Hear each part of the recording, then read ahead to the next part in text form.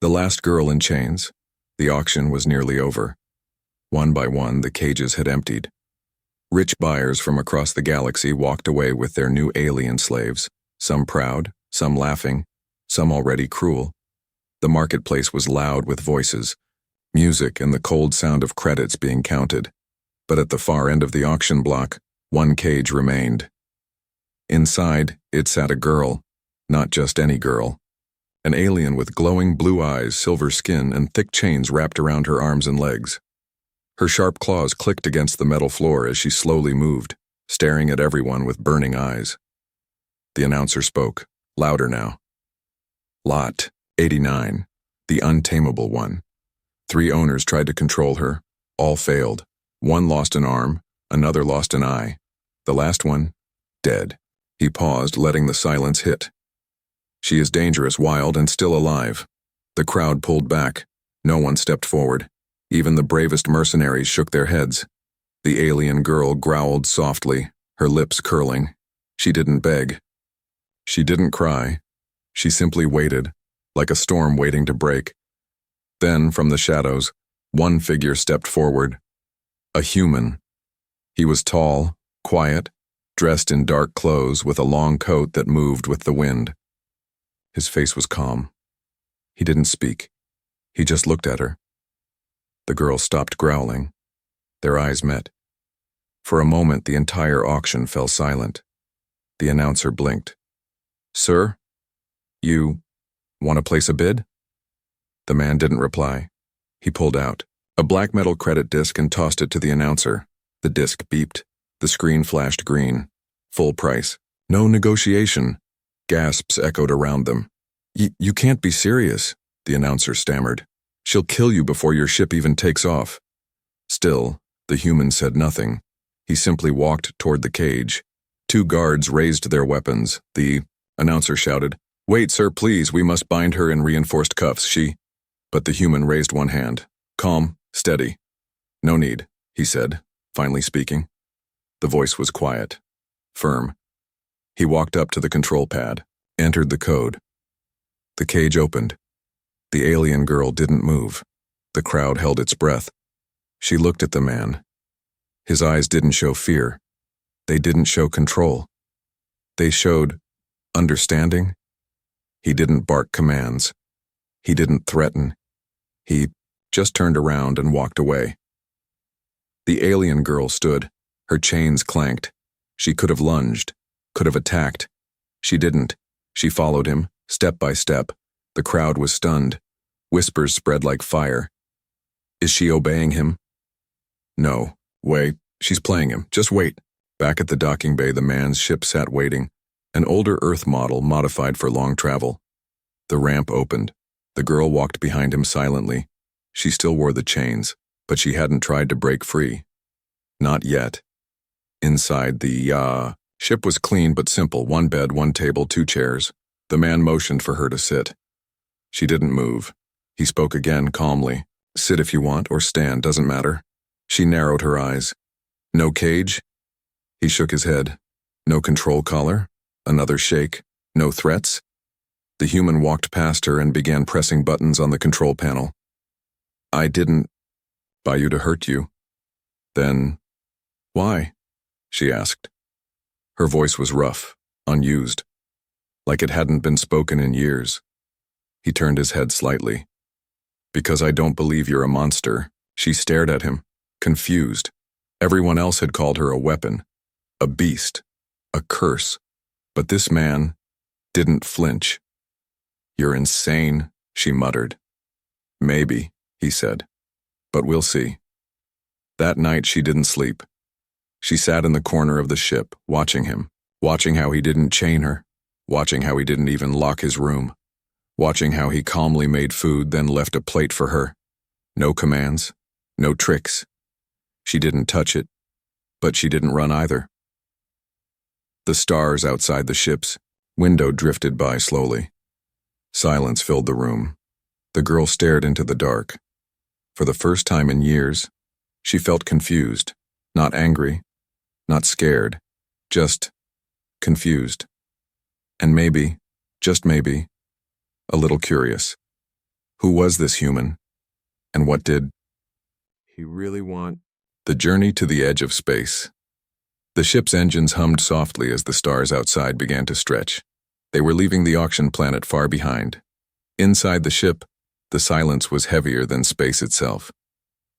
She sat in the corner, still in her chains, knees pulled to her chest. Not because she feared the man, but because she couldn't understand him. No control collar, no threats, no locked doors. Was this kindness? A trap? The human, he had not told her his name yet, stood near the window, hands behind his back, watching the stars. His ship wasn't fancy. It was old, scratched, full of strange tools and earth-made gear, but it was clean, peaceful. She didn't know what to do with peace. "Are you going to tell me what you want from me?" she asked, finally breaking the silence. He turned slowly, his face unreadable. "No." "No?" She blinked. "I don't want anything," he said simply, like it was the most natural answer in the galaxy. "No master ever says that," she muttered. "I'm not your master," he said. Then he walked past her and dropped something in her lap, a small metal key. Her chains. He was giving her the key to remove them. She stared at it. Her hands trembled. "Why would you do this?" she asked in a low voice. "Because I don't believe chains are the only way to protect someone," he replied. "Protect?" She laughed bitterly. "You think I need protection?" "No," he said calmly. "I think you've forgotten what freedom feels like." She didn't sleep that night. She just stared at the key. She could run. She could kill him. Escape in an escape pod. Sell the ship. Disappear. She had done worse before, but he hadn't even locked the control room. And somehow, that scared her more than any weapon ever had. The next morning, he was already awake. Cooking. Real food. Not nutrient packs. Something. Smelled warm. Spiced, almost comforting. "Sit," he said. She didn't move. "I didn't poison it," he added, without looking up. "Why do you care if I eat?" she asked. "Because I don't like seeing people starve." "You bought me. I'm not a person," she snapped. He turned and looked her in the eyes. "You are." Those two words hit her harder than chains ever had. She finally sat at the table. The food tasted strange, but it was real, not synthetic junk. Her people never ate like this, even before she was taken. They ate to survive. This tasted like it was made to heal. After the meal, he returned to the pilot seat. "Where are we going?" she asked. He paused. "To the edge of mapped space, beyond the star belt." She narrowed her eyes. "Why?" "Because I want to find peace," he said. "You think you'll find it out there?" "I think I already did," he said, glancing at her. She looked away. Later that day, while exploring the ship, she opened a door and froze. It was a weapons room. Blasters, knives, shock rifles, Earth-made tech, alien models too. She could take one. End this. Kill him. Take the ship. But next to the weapons was a locked glass case. Inside it was a necklace. It looked handmade. Small beads, rough but carefully shaped. She reached for it but stopped when she noticed a small note below. "The case for my daughter, if I ever see her again." She stepped back. This human, he had lost someone too. That night, as they flew past a glowing nebula, she sat near him on the bridge. Quietly, not because he forced her, but because she didn't want to be alone. He looked at her wrist, still bound in chains. "You haven't used the key." "I'm thinking," she replied. "Thinking about what?" "Whether you're insane or honest." He smiled for the first time. It wasn't mocking, it was sad. "Maybe both." She looked out the window, and for the first time she whispered her name. Not the number they gave her, not the name the slavers yelled, her real name. He nodded slowly. "Nice to meet you," he said. She blinked. No one had ever said that to her. She refused to eat. So he cooked for her. She was used to being watched. But this was different. The human didn't stare at her like the others, like she was a weapon or a beast in a cage. He looked at her like a mystery he wasn't in a hurry to solve, and that made her more nervous than chains ever did. She sat in silence on the floor of the ship's lounge, curled near a corner vent where the air was warmer. She still hadn't unlocked her chains. The small key he'd given her sat untouched on the floor beside her. Freedom. So close it almost felt unreal. The human walked past her again, this time carrying something strange in his hands. A small black container filled with vegetables, grains, and some kind of meat. She didn't know what it was, but it smelled alive. Not synthetic. Not processed sludge. Real food. He placed the plate gently on the table, then sat across from it without saying a word. "You waste your time," she said coldly. He didn't respond. "I won't eat what I don't trust." Still nothing. "You hear me, human?" He calmly took out a spoon. "I'm not feeding you," he said. "I'm just eating." She blinked, then watched. He began to eat from the same plate he had placed in front of her, bite after bite, slowly, peacefully. He didn't look at her. He didn't try to convince her. He just ate. After a while, the smell became harder to ignore. It reminded her of something long buried, dinners as a child before the war, before she was taken. Before she was turned into a thing with a number instead of a name. She growled under her breath, trying to crush the memory. But her stomach betrayed her. A soft, embarrassing growl escaped. He smiled slightly, but didn't say a word. She hated him for that. For not mocking her. For not using her hunger to control her. She hated that he was winning. By doing nothing. When he stood up to walk away, she moved without thinking. Her hand darted out. She grabbed the spoon. The food was warm. Not spicy, not sweet. Just enough. Each bite was soft, familiar, kind. She didn't look up as she ate the rest of the meal. He didn't say anything, didn't watch her. He just sat on the floor nearby and worked on a small piece of tech, like it was the most normal thing in the world. Like she hadn't been snarling at him days ago. Later, as she washed the plate, she caught a glimpse of herself in the reflection. For a moment, she didn't recognize the face looking back. No blood, no chains. Just her, a girl, a living being, not a tool, not a fighter. She touched her neck where the slave collar had been. Gone now. Still, her skin remembered the weight. The memory still hurt more than the scars. She turned to the human. "What do you want from me?" He looked up. "Nothing." "Then why treat me like a person?" He set his tool down. "Because you are one." That night she stood outside the ship's small sleeping quarters, unsure if she was allowed to enter. Then she realized, no, one had stopped her. There were no locks, no guards, no fear. Inside he had already made a bedroll on the floor. There was only one bunk, and he had given it to her. "You could have made me sleep here," she said. "I don't make you do anything," he replied. "You're a strange human." He shrugged. "I've been called worse." She climbed into the bed. The sheets were clean. The pillow was soft. So soft, she almost forgot she didn't belong here. She dreamed that night, for the first time in years, not of blood, not of cages, but of forests, home, laughter. When she woke up, there was a blanket over her shoulders. She didn't remember pulling it on. He wasn't in the room, but she heard him in the next chamber, humming softly as he fixed something on the engine. She closed her eyes again, not because she was tired, but because, for the first time in forever, she felt safe. The jungle test. The ship landed with a soft thud.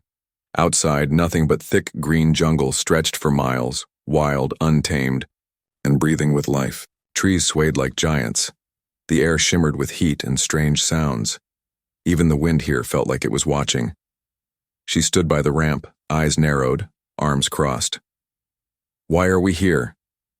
The human checked his pack. "Supply stop. I know. A hidden place nearby. There's water, fruit, maybe some rare tech. You brought me to a jungle planet to shop?" He smirked. "To walk."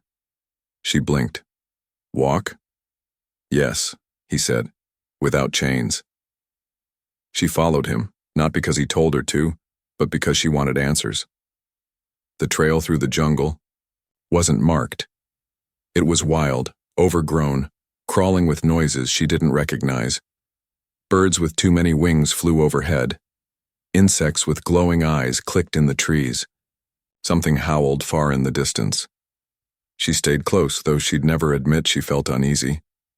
He moved calmly, blade in hand, cutting the vines gently instead of slashing wildly. He didn't fear the jungle. He respected it. "You've been here before," she said. "A few times," he replied. "Good place to be alone." "You like being alone?" "I used to." They came to a small stream. The water was clear, cool, running over smooth black stones.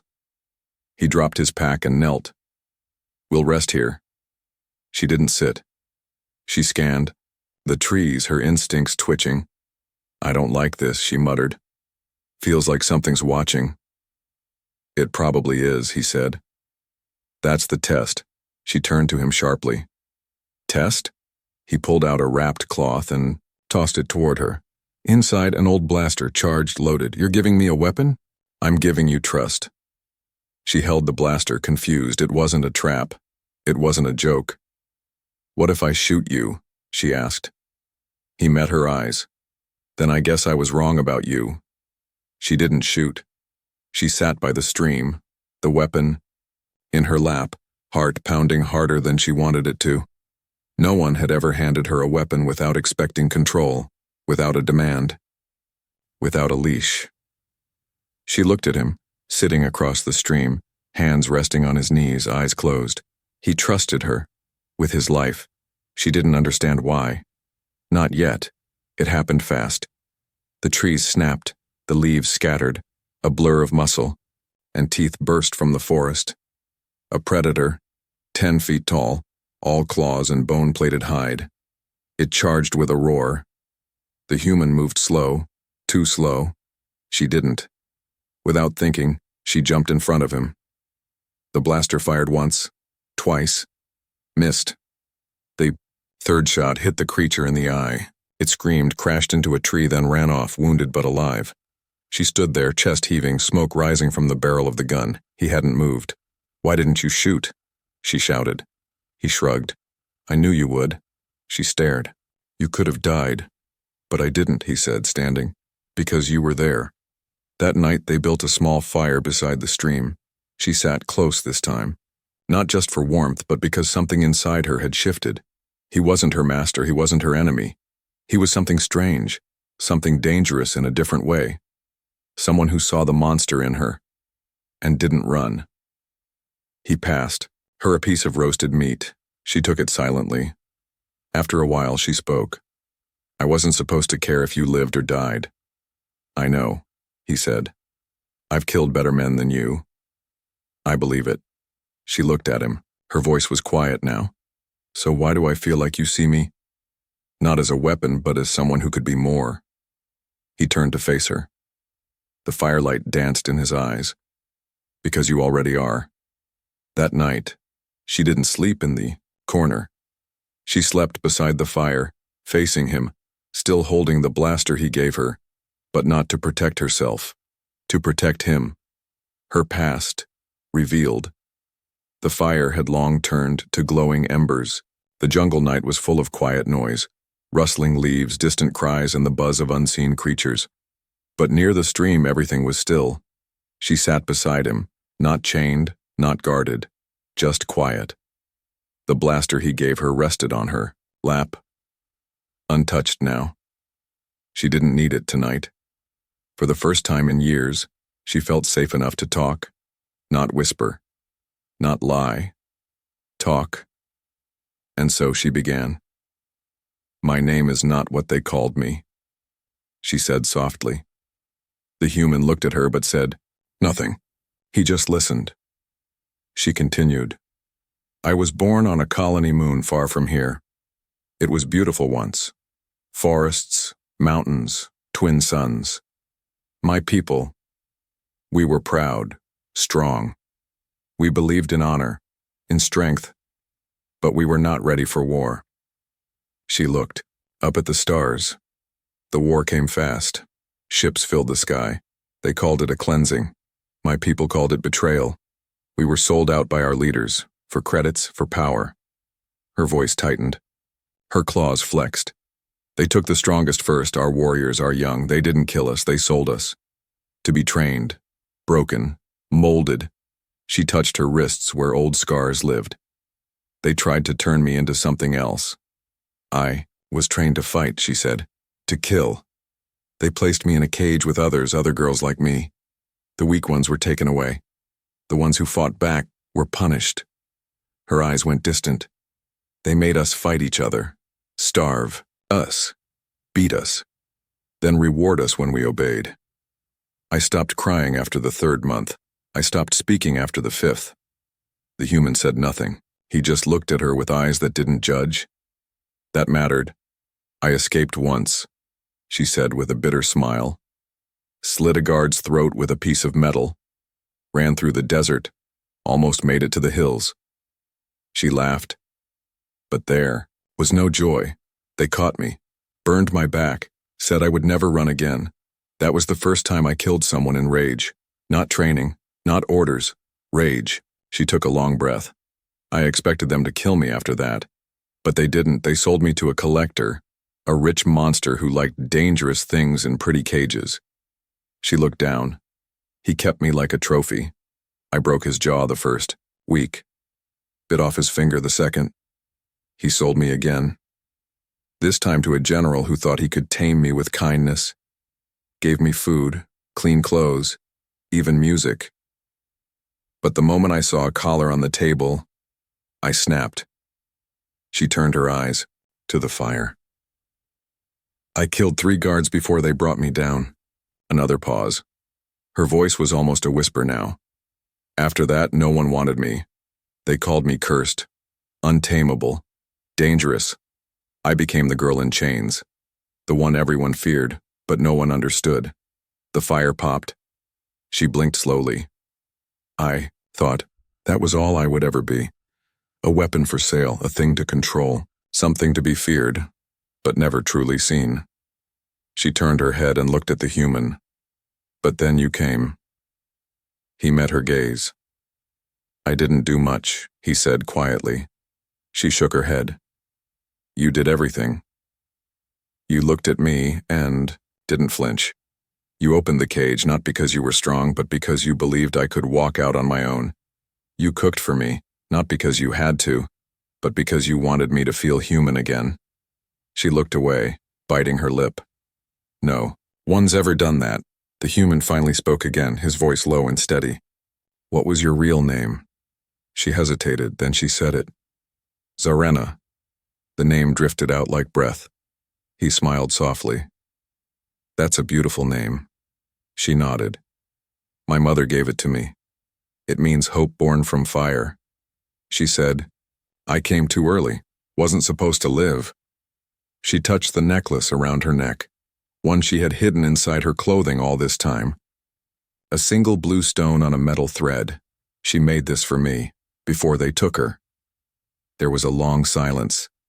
Not awkward, just heavy with meaning. Then she stood and stepped away from the fire. The stars glowed above, clear through the jungle leaves. I used to dream of killing every one of them. The slavers, the masters, the ones who bought me. I wanted revenge, I wanted blood. "And now?" he asked gently. She was quiet for a long time. Then, in a voice filled with something new, something raw, she said, "Now I want to be free. Truly free. Not just from cages, but from what they turned me into." She turned back to him. Her expression was no longer hard, no longer hiding. Why did you really buy me? She asked again. He took a moment, then answered. Because I saw something in your eyes, not hate, not fear, just someone who wanted a chance. She blinked fast, her eyes glassy now. You're the first person who's ever said that. And you believed me? I don't know, she said, but I want to. She walked back to the fire and sat beside him closer than before. I don't know who I'm supposed to be now, she said. You don't have to be anyone yet, he replied. You just have to be alive. She looked at him, slowly, carefully. Then, without warning, she took the small key from her pouch, the one he had given her back on the ship. She placed it in his hand, and then for the first time she reached up and unlocked her own chains. They fell to the ground with a soft metallic sound. She wasn't trembling. She wasn't afraid. She was ready. I'm not your prisoner anymore, she said. He nodded. You never were. She smiled. Just a little. It felt strange on her face. Then she stood. For the first time in my life, she whispered, I feel like Zarena again. He stood too. You never stopped being her. They stood side by side, no weapons drawn, no walls between them. Just two people, both scarred, both healing, in a jungle that now felt less like a prison and more like a beginning. And as the fire faded, so did the last pieces of the girl in chains. Zarena had returned, and she would never be caged again. The owners want her back. The ship rose slowly through the sky, leaving the jungle moon behind. Inside, Zarena stood at the window, her fingers brushing the glass, eyes focused on the stars ahead. She had no chains now, no collars. Her name was her own again. She had tasted freedom, and it felt terrifying. Behind her, the human, Marcus, she finally knew his name, was adjusting the ship's course. Calm, as always. He had offered to take her anywhere, but she hadn't answered. Yet, she wasn't sure where home was anymore. Later, she sat at the small table watching him work on a damaged drone. He was quiet, as usual, focused. There were no questions, no pressure. He gave her space to breathe, something no one else had ever done. Marcus, she said suddenly. He looked up. Would you still help me, even if it got dangerous? He gave a soft smile. You already know the answer. She didn't reply, but her eyes said enough. They never saw the first ship coming. The warning alarm beeped softly. Too soft to be random. Marcus moved fast, checking the scanner. His expression changed. What is it? Zarena asked, already standing. 2 ships, behind us, gaining speed. She was at his side instantly. The screen showed 2 vessels, black, armored, and marked with symbols she knew far too well. Slaver ships. Her blood turned cold. They found me, she said. Marcus narrowed his eyes. They tracked your ID, she cursed. I didn't think they would come this fast. Marcus activated the ship's shields. They're hailing us. Don't answer. Too late. A message broke through the speakers. A voice, smooth and smug. Human vessel. You are carrying stolen property. Release the asset immediately, and we will allow you to live. Zarena's claws tapped the metal table. Asset, she hissed. They're still calling me that. Marcus leaned forward and pressed the comm button. She's not property. She's not yours, and she's not leaving. A pause.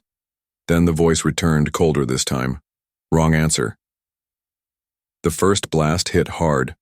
The ship jolted as sparks flew from the ceiling. Zarena growled. I'll tear them apart. Not yet, Marcus said. We're outgunned. We can't fight here. He pulled the ship into a sharp dive, racing toward a nearby asteroid belt. The second blast missed. Just barely. Zarena braced against the wall. What's the plan? Hide. For now. Fight later. Inside the asteroid field, the ship twisted between massive rocks. Zarena watched through the side window. Her mind raced, not with fear but fury. They couldn't leave her alone, even now. Even after everything. She wasn't afraid of dying. She was afraid of being taken back. Back to the cage. Back to silence. Back to chains. Marcus landed the ship on the dark side of a spinning asteroid, lights off, engines cold. They waited in the silence. Serena sat near the wall, her arms wrapped around her knees. Marcus knelt beside her. "They won't stop," she whispered. "Even if we run." He nodded slowly. "I know. You should leave me. Drop me on a hidden world, they'll lose the trail." He looked at her for a long time, then he said, "No." "Why?" "Because you're not running anymore," he said. "And neither am I." They stayed hidden for hours, but eventually the scanners beeped again. 3 more ships arrived. "They brought a fleet," Serena said grimly. Marcus checked the comms. Encrypted messages and bounties. He turned the screen. Serena stared at it, her own face, her profile, her old slave ID, a massive credit reward, wanted untamed asset 89. Dead or alive. Higher payment if intact. Her hands clenched into fists. "They want to break me in public," she said, "to show the others. What happens when we escape?" Marcus looked at her. "Then let's show them what happens when we fight." Serena stood up slowly. "There's an old transmission beacon nearby," she said. "Slavers used it to signal trade ships. If we take it, we can send out a warning. Expose them." Marcus raised an eyebrow. "Expose them to who?" "To everyone," she said. "To the worlds that still believe the auctions are gone. The ones that think slavery ended years ago." Marcus stood too. "You want to fight back?" She met his eyes. "I want to end it." They prepared quickly. Serena armored herself with gear from the ship, light, flexible, and deadly. She clipped 2 knives to her side and tucked a pulse pistol into her belt. Marcus strapped on his old combat vest, filled with gadgets and explosives he hadn't touched in years. "You done this before?" she asked. He gave a small grin. "Once or twice." "Good. Try to keep up."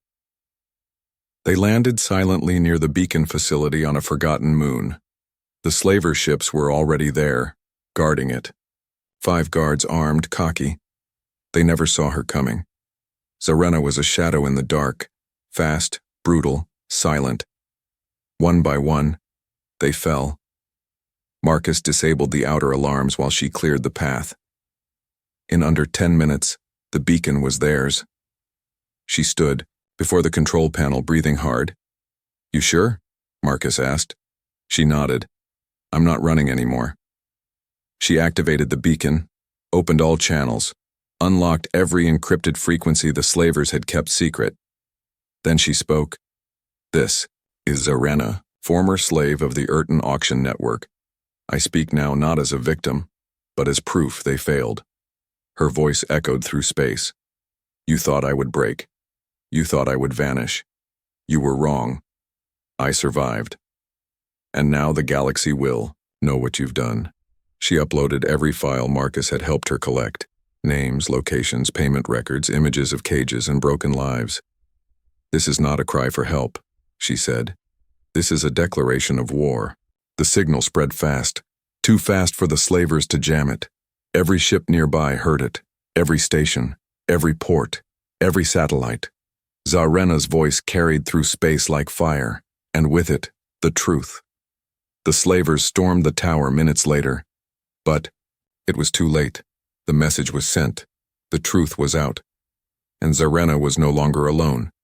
She and Marcus fought side by side, defending the beacon until reinforcements, yes, actual reinforcements, arrived from a neutral patrol ship that had heard the signal.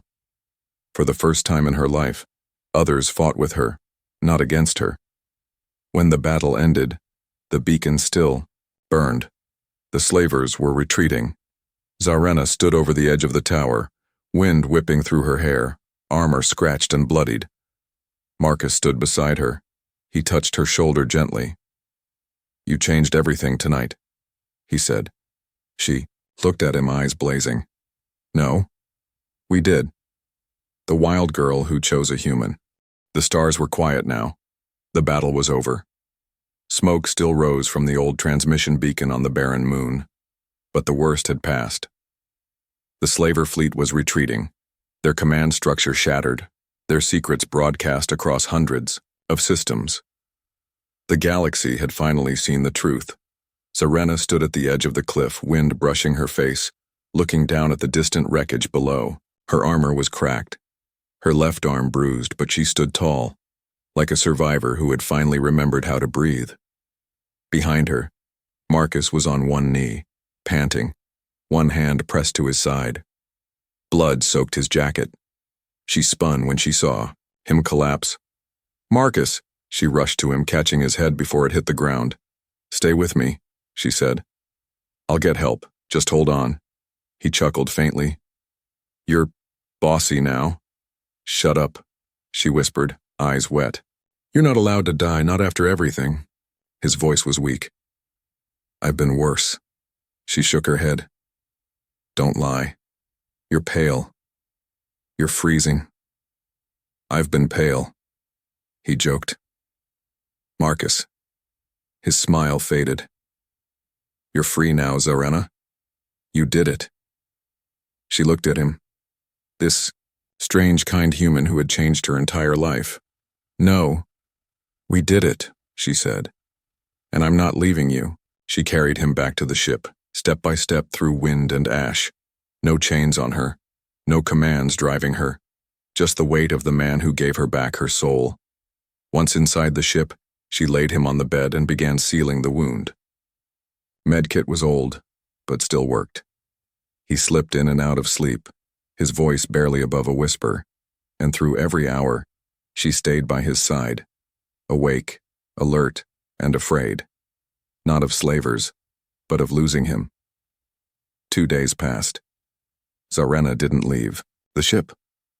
She ignored every call from the patrol ships now orbiting nearby. Their questions could wait. Their politics could burn. She only had one mission now: keep Marcus alive. And finally, on the 3rd day, he opened his eyes fully. "You're still here?" he said, his voice dry. She leaned in close.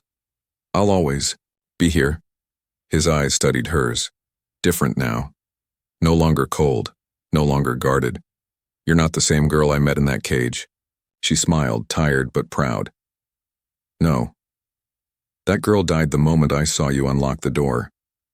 Weeks later, they flew into orbit above a neutral galactic hub. Zarena watched from the ship's window as dozens of ships passed by below.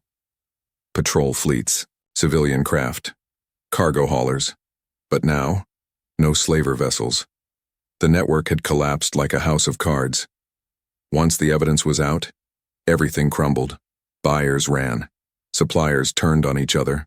Some worlds outlawed slavery for the first time in decades. Others began hunting those who profited from it. Zarena's name was everywhere.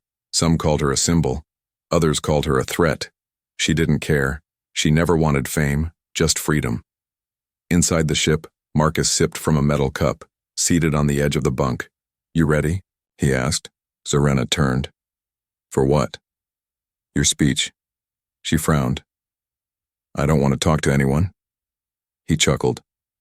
"You're the face of a galactic rebellion now." "I never asked to be." "I know," he said, "but they need to hear you. From you." Zarena sighed, then nodded. The station's largest hall was packed. Leaders from dozens of systems sat in silence as Zarena stepped onto the platform. No chains on her, no cage around her, just a woman, scars and all, who stood taller than any warrior ever had. She looked around the hall, the cameras, the watchers. She took a breath and spoke. "I was raised in a world where survival meant silence, where fear was your first language, where pain taught you your place. I was sold, trained, used. I was told I was not a person." Her voice didn't shake.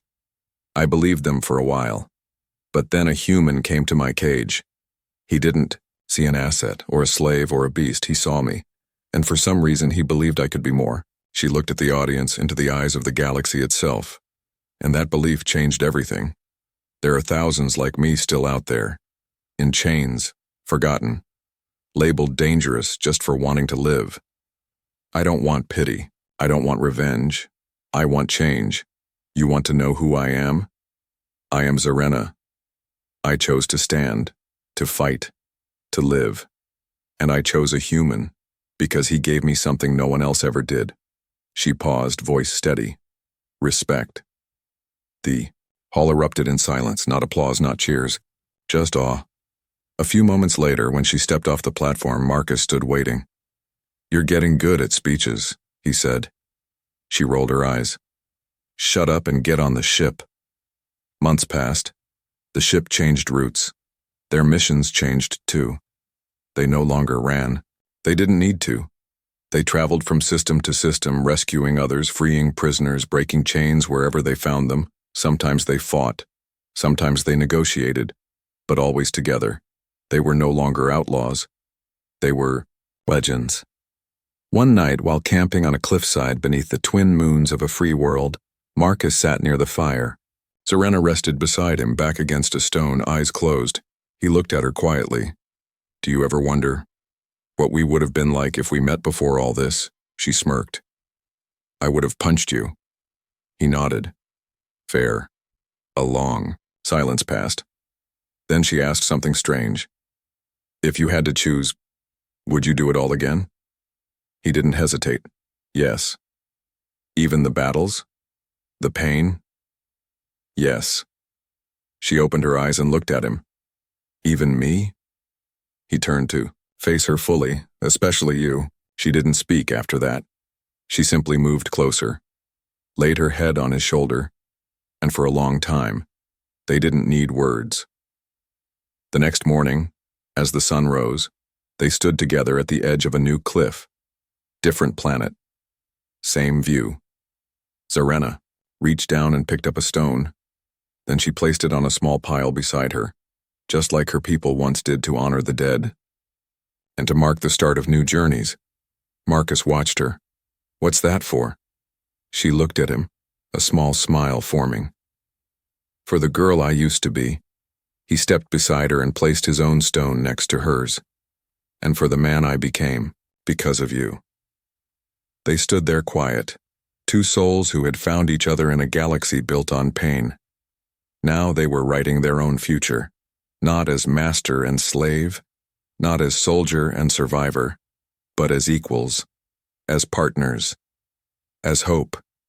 Zarena was once just a girl in chains. Now she was the flame that lit the stars, and beside her, always, was the human who never looked away.